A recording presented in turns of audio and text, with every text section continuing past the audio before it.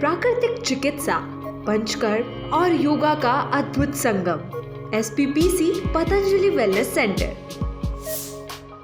बात आज दिल्ली विधानसभा चुनाव को लेकर करेंगे। लेकिन दिल्ली विधानसभा चुनाव में 70 सीटें हैं, लेकिन इस 70 सीटों में एक सीट ऐसी है जिसको लेकर कह सकते हैं कि सियासी बवाल भी मचा हुआ है और उस सीट पर जंग किसकी होगी ये भी दिलचस्प होता जा रहा है, क्योंकि इस सीट पर त्रिकोणीय मुकाबला होगा। लेकिन अब आप भी सोच रहे होंगे कि ये सीट कौन सी है। दरअसल मैं आपको बता देता हूं, ये सीट है नई दिल्ली विधानसभा, जहां से अभी मौजूदा विधायक अरविंद केजरीवाल है और पूर्व सीएम भी वो रह चुके हैं, लेकिन अभी उन्होंने इस्तीफा दे रखा है। लेकिन वहीं बात करें तो कांग्रेस ने अरविंद केजरीवाल के सामने इस बार पूर्व मुख्यमंत्री, जो दिल्ली की मुख्यमंत्री रही हैं 2 बार, शीला दीक्षित, उनके बेटे को यानी संदीप दीक्षित को चुनावी मैदान में उतार दिया है। तो इन 2 पार्टियों की तरफ से नई दिल्ली पर कह सकते हैं कि उम्मीदवारों का ऐलान हो गया है, लेकिन अभी भी सस्पेंस यहां खत्म नहीं हुआ है। सस्पेंस बचा हुआ है बीजेपी उम्मीदवार को लेकर कि बीजेपी की तरफ से नई दिल्ली विधानसभा सीट पर उम्मीदवार कौन होगा।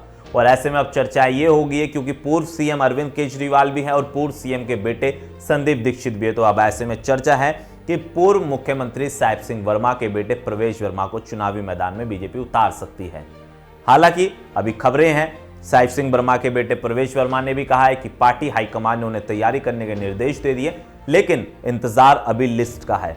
लेकिन अरविंद केजरीवाल के सामने भी नई दिल्ली सीट जीतना इस बार दोस्तों कह सकते हैं कि आसान नहीं होगा, क्योंकि अरविंद केजरीवाल पर तमाम आरोप भी लगे हैं, कह सकते हैं कि उन पर सवाल भी खड़े हो रहे हैं। पैदल यात्रा के जरिए अरविंद केजरीवाल जनता को साधने में लगे हुए, लेकिन शराब नीति मामला, यमुना की गंदगी जैसे मुद्दे अरविंद केजरीवाल का पीछा नहीं छोड़ रहे हैं।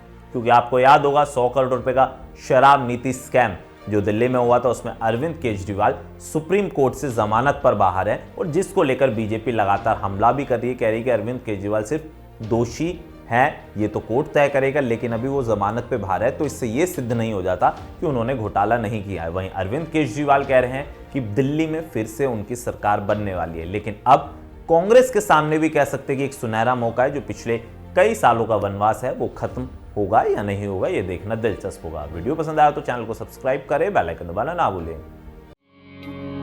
प्राकृतिक चिकित्सा, पंचकर्म और योगा का अद्भुत संगम। एसपीपीसी पतंजलि वेलनेस सेंटर।